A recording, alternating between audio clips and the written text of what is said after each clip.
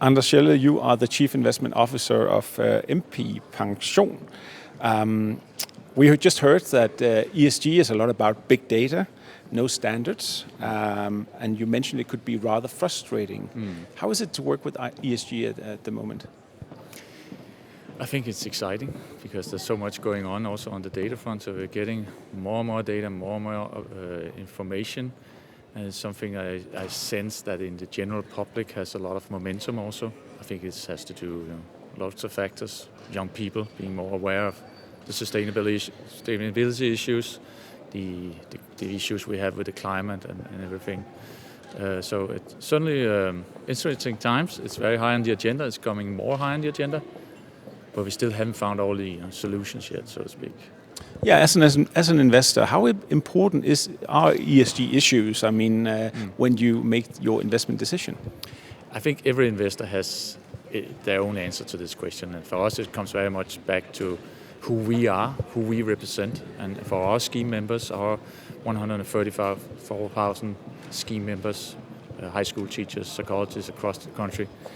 This is a topic that's extremely important for them. So of course we have to manage the money in accordance with that. That said, for us it's not an ethical exercise. We see this as something where we can control our risk better. We see this as something where we can find better investments in companies that are on top of these issues. How many resources do you actually use on deciding which companies to invest in? Specifically for ESG and sustainability, we have 4 employees working full-time with this. But the way we work with it is that it's integrated into the organization. So every one of my reports spend time on these issues and work with these issues, considering ESG data and information also when they select investments.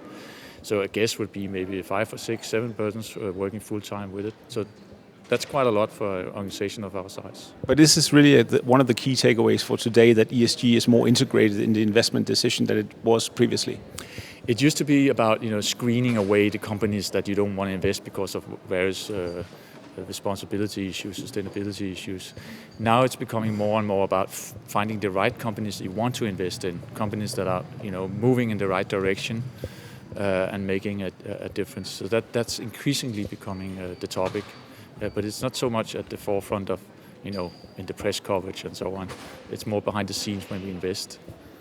And finally, we talked a little bit about who's actually pushing this ESG agenda. Is it the investors? Is it the companies? Or is it pension funds? Or is it your members, perhaps? I think it's across society. Obviously, the press has put this high on the agenda. But you can see that it's also creeping more and more into regulation and laws. It's much more predominant in the investor environment. It's certainly predominant among our scheme members.